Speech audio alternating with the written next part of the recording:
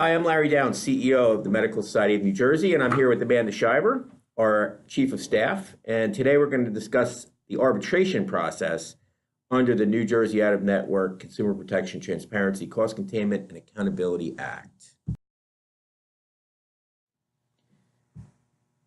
So the first thing we have to figure out is what do we need to do in order to qualify for arbitration? And there are some exceptions. So in order to qualify, the physician must file a request within 30 days of the payer's final offer. So let's talk about that for a few seconds. So in this process, services are rendered, a claim is filed with the payer has paid an initial amount, perhaps there's been a negotiation over 30 days where another amount has been paid, and after that period, the physician is still unsatisfied with the level of payment for the service. We are now in arbitration, so the payer who has paid an initial amount, possibly a secondary amount after negotiation, and the difference between those two amounts, which constitutes the payer's final offer of payment, needs to be at least $1,000.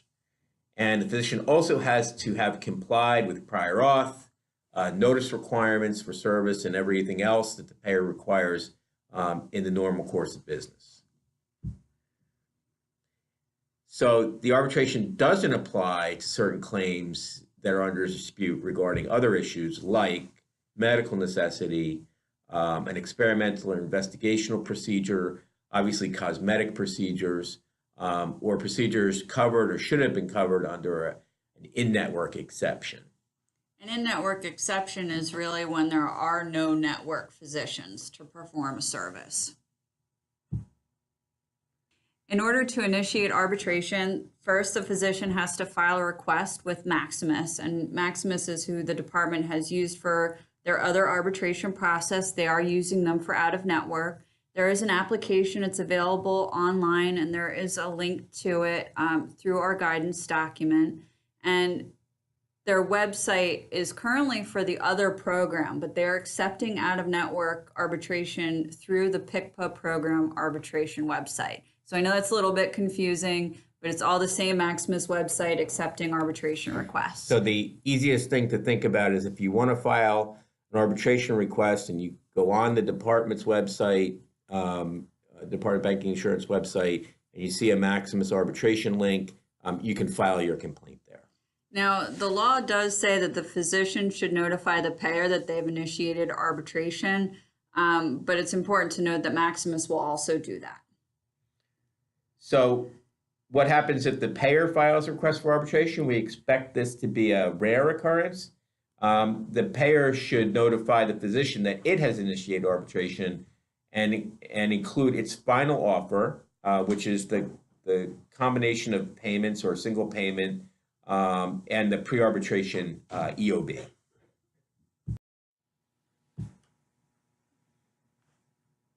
So what happens once an arbitration's filed?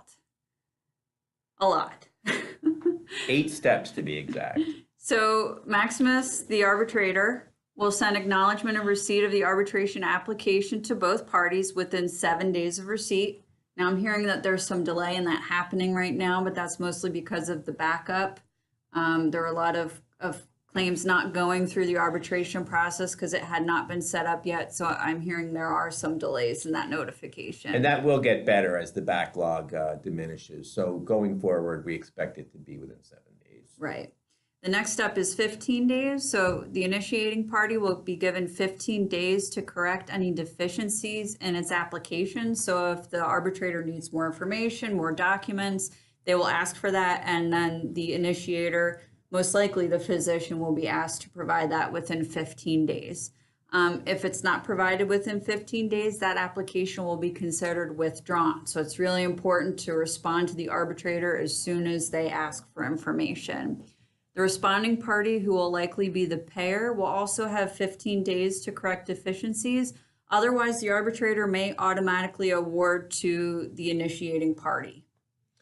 So the arbitrator is going to review written submissions from both parties, including their final offers. It will not consider oral testimony, but will consider any written documents that you submit with the arbitration. And the arbitrator will also choose between the amounts offered by each of the parties. This is what they call baseball style arbitration. So really each party offers a number, that would be the physician's billed amount, and perhaps the payer's final offer, they may offer another amount. And then the arbitrator will choose between those two amounts and provide a written decision within 30 days after that initial request for arbitration is filed. So it's meant to be a pretty quick process. And I know that the physicians are able, each party in the process is able to submit supporting documents that justify the amounts that they have put forth in the arbitration. So physicians, for example, could put forth information about past payment for the same procedure from payers, the same payer or other payers, to establish what the routine amount is for that. Likewise, the payer may submit information about its routine payments for that same service, and then the arbitrator will decide between those two amounts. Now, the arbitrator will split expenses between the parties, but if they find that the payer's payment was not in good faith, they will make the payer responsible for all of the expenses. So the payer here has some jeopardy for offering a super low amount or not acting in good faith. And in that case, the arbitrator has the flexibility to charge the cost to the payer. We don't expect that to happen very often. If the arbitrator awards payment to the physician, the payer then has 20 days within that time frame to pay the physician. So 20 days after the decision is made, you should get a check within 20 days. Yes. If you don't, interest begins to accrue 1% per month, 12% per year on the amount.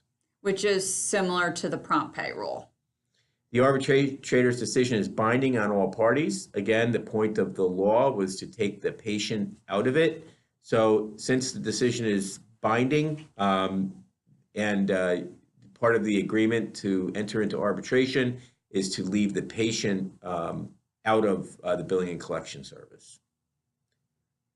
And the payer must notify the patient of the result of the arbitration no later than 30 days after the decision. So the patient will get another EOB that explains that arbitration occurred and what the outcome was. So if you have any questions, you can reach us at 609-896-1766, extension 0. That'll get you to our member resource center, and we can talk about any specific questions or issues that we may not have covered. So thanks for joining us today, and don't forget to download our guidance, which is available at msnj.org/OON.